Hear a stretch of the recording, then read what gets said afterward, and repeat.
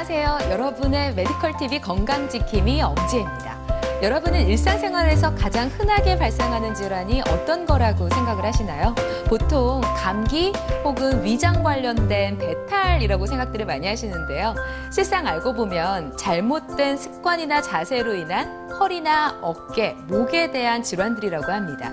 오늘은 그래서 목, 그리고 어깨, 허리에 대한 질환들에 대해서 자세히 알아보려고 하는데요. 통증의학과 박지용 교수님 모시고 재미있는 이야기 또 속속들이 어떤 질환들이 나타날 수 있는지 알아보겠습니다.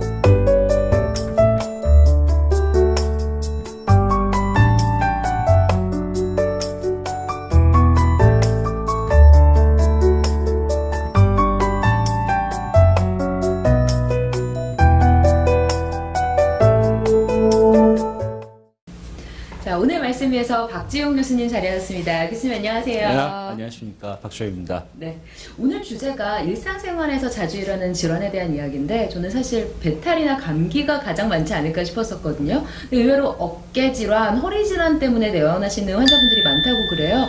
주로 어떤 통증 때문에 오시는 건가요? 지금 진행자께서 말씀하신 것처럼 저희가 감기에 흔히 걸리지 않습니까? 근데 실제로 보면은 허리 통증이 거의 감기가 걸리는 것만큼 자주 걸린다고 합니다. 저희가 보면은 뭐 무거운 물건을 들을 때 삐끗했다거나 또는 뭐 이렇게 자세를 하면서 삐끗했다고 그런 표현들을 많이 쓰는데요. 그만큼 척추 질환들, 척추 쪽과 관련된 통증들이 흔하게 나타나기도 하고요. 뭐 최근 들어서는 어깨나 관절 같은데 특히 이제 노인 인구가 많아지시면서 그런 노인 인구의 연령의 변화에 따른 문제라든지 또는 퇴행성 관절염과 같은 현상들이 많이 생기는 거에 의해서 노인 어깨나 무릎 질환들이 많이 발생하고 있습니다. 그러면 하나하나 좀 깊게 들어가 볼게요. 허리 질환에 대해서 좀 먼저 여쭤보려고 하는데요. 제가 알고 있는 병명이 맞는지 모르겠어요. 허리 질환 하면은 뭐 협착증에 대한 이야기를 제일 많이 하시고 또 허리 디스크에 대한 이야기를 많이 하시거든요. 사실 그 두 가지가 좀 구분도 잘 안 되고 하는데 허리 디스크는 일단 어떤 병인가요? 허리 디스크라고 하면은 저희가 이제 척추와 척추 사이에 저희가 완충제 역할을 하는 게 디스크라고 볼 수 있습니다. 여러분들 이해하시기가 좀 쉽게 설명을 드린다고 하면 호빵이나 또는 모찌떡 같은 거 생각하시면 될 것 같습니다. 그러니까 그쪽 바깥쪽 부분에는 굉장히 이렇게 좀 말랑말랑하게 바깥에는 이렇게 빵이라든지 또는 무슨 떡같이 이렇게 싸고 있는 부분이 있고 안에는 파츠나 그런 내핵 부분을 있는 모양들인데요. 그게 디스크하고 거의 똑같이 생겼습니다. 근데 이제 만일 문제가 되는 게 저희가 호빵이 이제 수분이 날아간다든지 이러면 바깥에서 갈라지는 현상들이 생기고요. 그 안에 있는 팥이 바깥으로 삐져 나오는데 그와 같은 현상이 생겼을 때 똑같이 디스크가 터졌다는 표현을 쓰게 됩니다. 디스크가 터진 경우는 주로 이제 젊은 환자들에서 좀 많이 보게 되는데요. 디스크 안에 있는 내핵에 있는 물질이 바깥으로 터져서 나오게 되면 그 내핵에 있는 물질들이 주변에 있는 신경이나 이런 데 염증을 유발시켜서 다리가 저린 증상들, 특히 그런 증상들이 많이 생기고요. 척추관 협착증 같은 경우는 연세 드신 분들에서 많이 좀 볼 수 있는 편인데요. 그런 척추관 협착증 같은 경우는 저희가 머리에서부터 그 허리 뒤쪽 밑에 쪽까지 신경들이 다발들이 쭉 내려가게 되어 있습니다. 그런데 이와 같은 다발들이 지나가는 공간이 정상적으로는 쉽게 설명드리면 수도 파이프를 생각하시면 되는데 저희가 아파트에서 수도 파이프가 오래된다든지 하면 녹도 슬고 안에 이제 그 공간들이 적어지면서 수압이 낮아지잖아요. 똑같은 현상입니다. 척수가 지나가는 신경 다발들이 지나가는 공간이 굉장히 좁아지면서 그 안에 있는 신경들이 정상적으로 잘 진행하지 못하고 어디가 눌린다든지 아니면 이렇게 찝힌다든지 하는 그런 현상들을 저희가 척추관 협착증이라고 합니다. 예. 그럼 결국에는 디스크도 그렇고 협착증도 그렇고 무언가 영향을 해서 신경이 눌리거나 신경의 압박이 가해지니까 아픔을 느낀다 이런 내용인 것 같은데요. 증상은 다르게 나타나나요? 증상이 그 여러 가지 증상들을 나타낼 수 있습니다. 만일 그 디스크나 아니면 척추관 협착증이 서로 비슷한 그 통증 양상을 나타낼 수도 있고 전혀 또 다른 양상들을 나타낼 수도 있는데 저희가 보면은 척추가 뼈만 있다고 생각하시는데 뼈 디스크도 있고요. 뒤쪽으로 가면은 근육이나 인대 같은 부분들이 많이 있습니다. 그러면 만일 척추뼈 쪽에 문제가 있는지 아니면 신경 쪽에 많이 문제가 있는지 아니면 인대나 근육 쪽에 문제가 있는지에서 통증 양상들이 좀 다양하게 나타나고 있습니다. 그러니까 예를 들자면 아까 디스크 환자 같이 다리 쪽이 많이 저리신 분들도 있지만 의외로 허리 통증만 주로 호소하시는 분도 있습니다. 자, 그렇게 되면은 이제 증상에 따라서 치료 방법도 좀 달라지고 검사 방법도 조금 달라질 것 같은데요. 일단 이런 협착증이나 허리 디스크가 의심될 경우에 어떤 진료나 어떤 검사부터 들어가게 되나요? 네, 저희가 이제 환자를 만나게 되면은 환자분들한테 허리 질환이 생길 수 있을 만한 유발 원인들을 먼저 여쭤보게 되고요. 그런 유발 원인들을 물어본 다음에 일단은 간단한 엑스레이 검사부터 시작을 하게 됩니다. 그래서 엑스레이 검사를 통해서도 원인이 정확하게 밝혀지지 않을 경우라면 최근 들어서는 옛날에는 이제 CT를 많이 쓰긴 했지만 최근 들어서는 MRI와 같은 경우들이 MRI에서 모든 척수신경이라든지 여러 가지 구조물들을 다 볼 수 있기 때문에 최종적으로는 MRI 검사를 시행하게 됩니다. 이런 MRI 검사를 시행해서 원인을 파악하게 되고요. 만일 그래도 원인이 파악되지 않는 경우라면 저희가 추가적으로 여러 가지 또 다른 검사들을 또 시행하고 있습니다. 사실 가장 궁금한 부분은 이 부분이에요. 디스크라고 판명이 이제 이런 검사를 통해서 판정이 되면 수술을 해야 되느냐 마느냐에 대해서도 일반 환자 사이에서 참 말이 많거든요. 꼭 해야만 나아진다 아니면 하면 위험하다 이런 이야기도 있고요. 이 수술에 대한 판단 혹은 수술이 정말 위험한 건지 이런 게 궁금한데요. 지금 저희가 현재 척추 수술과 관련된 트렌드는 전체적인 그 척추 통증을 가지고 있는 환자, 즉 요통이나 목 통증 같은 경우를 갖고 있는 환자에서 한 5에서 10% 정도는 수술을 해야 된다라고 저희가 얘기를 하고 있습니다. 이거는 뭐 교과서라든지 의학 논문에서 많이들 얘기되고 있는 건데요. 그 이유는 일단 척추 수술을 받게 되면 척추의 척추의 여러 가지 변화를 유발시키기 때문에 저희가 그 이후에는 다른 치료를 통해서 그 환자의 통증을 많이 줄일 수 있는 경우가 적어지게 됩니다. 결국 그러면 한 번 수술받고 두 번 수술받고 계속적인 수술을 받게 되는 상황이 펼쳐지기 때문에 가능하면 현재는 수술을 안 하고 수술을 최대한 늦게 끌면서 다른 비수술적인 요법으로 환자를 치료하고 나서 그래도 치료 효과가 좋지를 않으면 수술을 하게 하는 그런 게 현대적인 트렌드입니다. 그러면 비수술적인 치료를 더 많이 추천을 하신다는 건데 비수술적인 요법 중에 뭐 워낙에 많은 치료법이 있겠지만 대표적인 치료법이 있다면 어떤 게 있을까요? 환자분들 잘 아시겠지만 그 타이레놀 같은 제제들 허리 아프시면 많이 드시는데요. 타이레놀 같은 약제를 먼저 드시는 것도 하나의 방법일 것 같고요. 그전에는 신경 차단술과 같은 그런 특수 치료의 방법들이 많지 않았습니다. 그렇지만 최근 들어서는 그 약물 치료, 그다음에 물리 치료, 그다음에 신경 차단술과 같은 특수 치료, 또 최근 들어서는 그 허리 꼬리뼈에다가 그 가느다란 관을 집어넣어서 어떤 내시경을 본다든지 또는 그 가느다란 그 철사와 그 플라스틱으로 된 가느다란 관을 집어넣어서 유착 박리를 해결하는 여러 가지 방법들이 있기 때문에 최근 들어서는 수술적인 요법으로 치료하는 경우보다는 비수술적인 치료하는 게 거의 모든 그 요통 환자들의 대체적인 치료의 대세입니다. 비수술적인 치료 방법도 얘기를 듣다 보니까 이렇게 간단한 것 같은 물리치료 수준이 아닌 것 같은데요. 주의해야 되거나 이런 사항들이 좀 있을까요?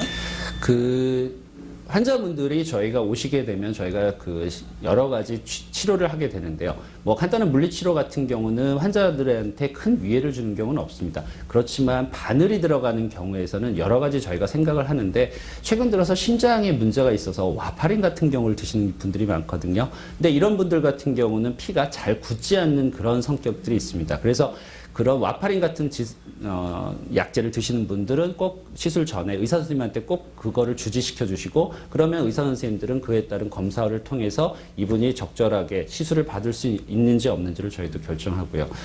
또 한 가지는 당뇨 환자들이 좀 문제가 되는데요. 당뇨가 계신 경우에 저희가 약제 선택하는데 좀 제한이 따르게 됩니다. 특히 당이 평상시에 잘 조절되시는 경우라면 상관이 없지만 당이 잘 조절되시지 않는 경우라면 저희가 약제를 썼을 때 당이 혈당이 급격하게 상승하는 게 환자분들이 계시게 됩니다. 그러므로 그런 환자분을 위해서라도 당뇨병을 가지고 계신 환자분들은 꼭 의사 선생님에게 얘기를 해주시면 좋을 것 같습니다. 수술이 아니더라도 이렇게 가지고 있는 병력 같은 거나 약을 먹은 내용들은 꼭 좀 알리고 하는 게 그런 게 좋을 좋네요. 것 같습니다. 자, 그러면 또 허리 통증을 이제 수술 없이 비수술적으로 치료하는 방법들도 좋지만 사실 좀 예방을 해서 그런 경우까지 안 가도록 하는 게 중요하잖아요. 생활 습관 중에서 좀 예방할 수 있는 방법들이 있을까요? 지금 저희가 우리나라가 이제 지금은 많이 변화가 됐지만 그 좌식 생활들을 많이 하시게 되는데요. 그런 것 때문에 그런지 몰라도 우리나라에서의 그 허리 요통 환자의 비율, 그 다음에 외국에서 보면 요통 환자의 비율이 조금씩 차이가 나는 경우를 볼 수 있습니다. 상당히 많은 부분이 저희가 그 온돌에서 바닥에 앉아서 생활하는 좌식 습관하고도 좀 관련이 있는데 제가 환자분들에게 권유하고 싶은 방법은 가능하면 좌식 생활은 조금 없애는 방향으로, 가능하면 입식 생활인데, 말인조 입식 생활이지만 가능하면 의자에 앉아서 생활하시고, 가능하면 땅바닥에 주저앉아서, 특히 명절 같은데 고스톱들 많이 치시는데, 그런 경우에서 허리 통증이 심해지시는 경우가 있거든요. 그래서 그런 거는 좀 피해 주시는 것도 좋을 것 같고요. 그 다음에 가능하면 무거운 물건 드실 때도 특히 좀 천천히, 그러니까 젊은 분들 디스크 터지는 경우 같은 경우가 갑자기 모든 힘을 가해서 무거운 물을 갑자기 들거나 그럴 때 평상시에 자기 몸이 못 버티는 한계를 벗어나게 되면 갑자기 터지게 됩니다. 그거 하나 좀 주의해 주시면 좋을 것 같고요. 또 하나는 체중 조절이 굉장히 중요합니다. 사람이 자기가 타고난 몸에서 버틸 수 있는 한계는 꼭 존재하거든요. 근데 그 정상적인 키와 체중의 범위 내에서 일정 부분의 범위를 많이 벗어나게 되면 그 자체가 또 허리에도 많은 문제를 유발하기 때문에 특히 체중 조절에 좀 신경 쓰시는 것도 도움이 많이 될 것 같습니다. 일상생활에서 예방할 수 있는 방법들에 대해서 많이 알려주셨는데요. 사실 허리 통증을 앓고 계시는 분들 중에 허리야 대충 파스 붙이고 지나면 되지라고 생각하시는 분들이 많으신 것 같아요. 예비 환자들 혹은 좀 통증을 앓고 계시는 분들께 해주실 이야기가 있으면 한 말씀 전해주시죠. 예, 허리 통증이 있으실 때 보면은 초반에 약제를 드시거나 파스 붙이시는 거 있는데 전혀 틀린 치료 방법은 아닙니다. 다만 먹는 약이나 파스를 통해서 통증이 계속 경감되는 양상이 오면 일시적으로 근육에 무리가 올거나 다른 원인에 의해서 좀 통증이 심해질 수 있었지만 증상이 좋아지면 좋아짐에 따라서 지나가고 또 저희가 아까 처음에 말씀드린 것처럼 감기처럼 흔하게 오는 거기 때문에 큰 문제 없이 지나가실 수 있는데 만약 그런 치료에도 불구하고 통증 양상이 계속 심해지거나 또는 통증에 호전 없이 비슷한 통증이 오랫동안 지속이 된다면 그때는 꼭 병원에 가서 방문해서 치료를 받으시는 게 좋을 것 같습니다.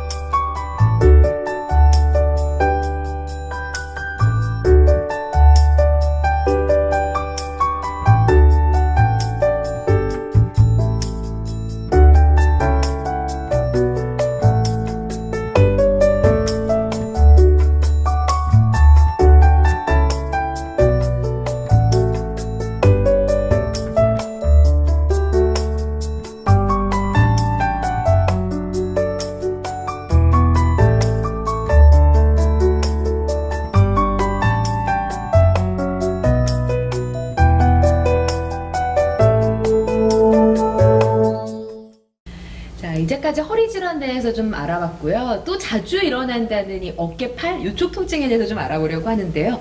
제가 얘기를 들어보니까 저희 아버지도 그러시고 어른들이 가장 많이 이야기하시는 것 중에 하나가 오십견이라더라고요. 그래서 팔 조금만 아프면 오십견 왔다 이런 얘기를 하시는데 오십견이라는 게 대체 어떤 병인가요? 뭐 최근 들어서 오십견이라는 표현들을 많이 쓰고 있는데요. 의학용어로 얘기하면 유착 관절양념이 좀 맞는 표현인 것 같습니다. 오십견이라는 표현 자체가 이제 출발은 일본에서 많이 출발했고요. 50세 정도 되면서 어깨 질환들이 많이 생기니까 환자들한테 좀 빠른 이해를 위해서 한 50견이라는 표현을 붙여서 그러는데, 유착 관절양념 같은 경우는 이제 많이 쓰시면서 생기거든요. 그러니까 어떻게 보면은 퇴행성 질환이라고 보시면 될 것 같고요. 젊어서부터 뭐 반복적인 활동들을 많이 하시면서 어깨 관절 같은데 미세한 충돌들이 손상들이 계속 쌓여서 그와 같은 게 이제 관절을 싸고 있는 막에 영향을 미치면서 생기는 질환이라고 이해하시면 좋을 것 같습니다. 저도 이제는 오십견이라는 얘기보다 유착 관절 낭염이라고 이야기를 해야 될 것 같은데요. 자, 유착 관절 낭염, 일면 오십견 증상이 어떻게 되는지가 또 궁금하거든요. 주로 환자분들이 이제 표현하시는 게 어깨가 들어올리기 힘든다는 얘기를 하세요. 저희가 보면 정상적으로 하면 이제 어깨가 이렇게 손이 쭉 올라가는데, 어르신들 같은 경우 유착 관절 낭염 50견이 있으신 분들 같으면 어깨가 한 요 정도만 올라가도 굉장히 통증이 심하시다고 그러고요. 저희가 이렇게 보면은 뒤에 이렇게 팔이 뒤쪽으로 쭉 잘 올라가는데, 이분들 같으면은 거의 열중셔 자세 정도밖에 못 하시고 팔이 안 올라가시는 그런 자세들을 많이 얘기를 하시고요. 제일 제일 환자분들이 그거를 처음에 이제 느끼시는 것 중에 하나가 집에 있는 전구 가실 때 느끼세요. 이렇게 전구 같은 거 이렇게 요 정도 이렇게 돌려서 갈아야 되는데, 요 정도 팔 올라가는데도 굉장히 힘들다고 표현하시고요. 특히 뭐 자다가 어깨 통증 때문에 깨시는 경우라면 그런 게 굉장히 증상들이 심한 경우라고 볼 수 있습니다. 팔이 사실 자유자재로 움직여야 되는데 이게 안 움직이면 일상생활에서 굉장하게 불편을 느끼실 거거든요. 어떤 치료 방법을 통해서 치료를 할 수가 있나요? 유착낭염 같은 경우는 일단은 저희가 여러 가지, 그러니까 먼저 검사를 통해서 유착낭염의 정확한 원인을 좀 파악해야 될 필요가 있습니다. 어깨관절 같은 경우가 다른 관절이랑은 좀 틀린 게, 저희가 의학용어로는 볼앤 소켓이라는 표현을 쓰는데, 실질적으로 여기 보면 대퇴부의 고관절 같은 경우는 이렇게 관절면에 관절이 딱 들어가 있어서 쉽게 빠지질 않거든요. 근데 어깨 같은 경우는 관절면 자체가 이렇게 볼 형태로 이렇게 돼 있는 게 아니라 이렇게 넓게 돼 있습니다. 그리고 나서 어깨 관절이 그냥 이렇게 붙으면서 주변의 근육이나 인대나 조직으로 이렇게 감싸고 있기 때문에, 주변에 친한 분들 중에 어깨 탈골 잘 되신다는 분들, 그런 표현들 많이 쓰시는데, 어깨가 탈골 잘 되는 이유 중에 하나가 관절면 자체가 전체로 감싸고 있질 않아서 그렇고요. 그러다 보니까 어깨 관절면에 싸고 있는 근육의 손상이 찢어지거나 또는 관절 내부에서의 퇴행성 관절염 증상도 생기실 것 같고요. 그다음에 관절을 싸고 있는 와순이 찢어지거나 또는 그쪽에서 한번 찢어진 데서 또 재생하면서 유착 같은 게 생기기 때문에 그런 현상들이 집중적으로 발생하는 것을 보이고 있습니다. 그렇게 얘기를 듣고 나서 보니까 보통 튼튼해지는 식으로 진화가 되기 마련인데 팔이랑 어깨 쪽은 왜 그렇게 생겼는지 모르겠어요. 근데 중간에 찢어졌다라는 표현을 쓰셨는데, 그럼 회절근개 파열이라는 병이랑은 또 다른 병인가요? 어깨 질환은 꼭 회전근개 파열이라든지 오십견하고 좀 분리돼서 생각하는 것보다는 함께 생각하시는 게 좋을 것 같습니다. 아마 모든 표현 자체를 통칭하다 보니까 오십견이라는 표현을 쓰는데, 아까 얘기도 드렸지만 어깨 관절을 싸고 있는 근육이 크게 보면 한 4가지 정도 돼 있습니다. 그 4가지 근육하고 인대 쪽하고 연결 부분에서 특히들 많이 찢어지게 되거든요. 그런 경우가 이제 찢어지게 되면 그걸 저희가 회전근개 파열이라는 표현으로 쓰게 됩니다. 그래서 회전근개 파열 같은 경우는 젊은 친구들 같은 경우에서는 특히 야구 선수들에서 저희가 보면 TV 뉴스나 이런 데서 어깨 근육이 찢어졌다는 표현을 많이 쓰는데, 사람에 있어서 특히 인체에 있어서 공을 던지거나 이럴 때 어깨가 높이 올라가는 경우가 있는데, 이거는 보통 저희가 어깨 관절의 운동 영역을 넘어서는 운동이 됩니다. 이래서 이런 운동을 많이 하는 야구 선수들 특히 많이 찢어지고요. 연세가 드신 어르신들 같은 경우는 나이가 젊었을 때부터 계속 일을 하시면서 저는 환자분들에게 특히 쉽게 설명하면 많이 이렇게 닿는다는 표현을 쓰는데 저희가 이렇게 보면은 옷 같은데 자꾸 마찰이 이르다 보면은 여기가 끝에 너덜너덜해지지 않습니까? 똑같은 현상이 어깨에서도 발생하신다고 보면 될 것 같습니다. 결국엔 이제 오래 생을 사셔서 많이 써서 그렇든 아니면 뭐 특수한 직업을 해서 많이 사용하든 사용을 많이 해서 일어나는 질환이다라고 이해가 되는데요. 구체적인 이 어깨 질환, 그러니까 예를 들면 나이가 들고 낡아서 생기는 이 문제들에 대한 치료법들이 궁금하거든요. 지금 일단은 모든 치료법이 시작을 할 때는 약물 치료가 우선이라고 제가 얘기 드리고 싶습니다. 그래서 약물 치료를 통해서 일단 어느 정도 통증이 조절이 되면 저희가 다음 스텝으로 넘어갈 필요가 없지만 만일 먹는 약제에 의해서 경구 약제에서 통증 조절이 안 되면 다음 치료법으로 가야 될 것 같습니다. 최근에는 이제 저희가 엑스레이 상을 찍어서 어깨를 엑스레이를 찍었을 때는 일부분 뼈만 보이기 때문에 좀 제한적인 그 진단 방법이거든요. 그래서 최근에는 초음파라든지 MRI 같은 그 경우를 통해서 관절 부분에 어떤 부분이 찢어졌다든지 또는 관절 안쪽에 어떤 퇴행성 변화가 있는지를 좀 더 정확하게 알 수 있고요. 각 질환별에 따라서 아마 좀 맞춤형 치료가 좀 필요할 것 같습니다. 만일 어깨가 아까 말씀하신 대로 회전근개가 좀 찢어진 경우가 일부 찢어졌다 그러면 저희가 먼저 아까 신경차단술과 같은 통증 치료를 통해서 환자의 통증을 줄여주고 그 통증이 줄어들면 그때부터는 환자에게 운동 치료를 통해서 나머지 근육들을 탄탄하게 만들어줌으로써 정상적인 그 활동을 할 수 있게 도와줄 수도 있고요. 만일 찢어진 부위가 너무 커서 저희가 그 통증 치료를 통해서 더 이상 효과를 많이 못 볼 때는 최근에는 어깨 같은 경우 관절경 수술을 통해서도 또 치료하는 법들이 많이 있습니다. 뭐 그 외에도 뭐 요새 최근 들어서는 플로세라피라든지 또 다른 그 시술들이 여러 가지 많이 했기 때문에 그전같이 어깨 통증에서 힘들게 고생하시는 경우가 옛날보다 많이 줄었다고 생각하시면 될 것 같습니다. 치료법이 워낙 많이 나와서 이제는 뭐 통증 있으신 분들은 일단 빨리 병원을 가시는 게 가장 좋은 답안이 아닐까 싶은데요.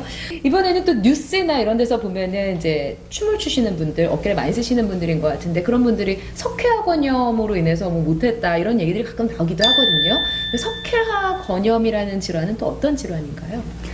석회화건염 같은 경우는 그 미세한 어떤 손상이 쌓이면서 그런 부분에 이제 출혈 같은 현상들이, 즉 피가 이렇게 조금씩 맺히게 됩니다. 근데 그런 원래 피 같은 경우들이 이제 정상적으로는 잘 흡수를 해야 되는데 그게 정상적인 흡수 과정을 거치지 않고 남아있게 되면 그때부터는 석회라는 건 말 그대로 돌과 같은 현상들이니까 작은 돌들이 체내에 조금씩 쌓이게 되는 것을 말합니다. 보통 석회화 건염 같은 경우는 특별하게 문제를 유발시키는 경우가 많지는 않습니다. 다만 이제 약간의 통증을 유발하고 저희가 그거에 맞춰서 치료하면 되는데 석회화 건염 있으실 때 조금 주의하실 점은 갑작스럽게 통증이 심하게 생기면서 열이 올라가는 경우가 발생할 수 있습니다. 이제 그런 경우에는 석회 자체가 거기서 급성 염증을 유발시키는 건데 그럴 때는 아마 심한 경우에는 응급실에 빨리 내원하셔서 저희가 그 석회를 녹여야 되는 시술을 좀 할 수도 있습니다. 얘기만 들어도 안에 돌 같은 게 생겼고 그게 염증을 유발했으면 진짜 많이 아플 것 같다라는 생각이 들거든요. 뭐 이런 통증들 외에 다른 증상들이 좀 나타나는 게 있나요? 뭐 그냥 둬도 뭐 그냥 넘어갈 수도 있다라고 말씀하셔서 증상을 알아야 좀 대처를 할 것 같아서. 지금 저희가 어깨 질환 같은 경우를 환자분들한테 설명할 때 굉장히 곤욕스러울 때가 많은데요. 특히 그 문제가 이 어깨 부분하고 목하고 늘 연결이 되어 있기 때문에 저희가 이렇게 중첩되는 부분들이 많습니다. 그래서 저희가 질환을 판단할 때 목에 의한 통증인지 또는 어깨에 의한 통증이 좀 구별을 많이 해야 되고요.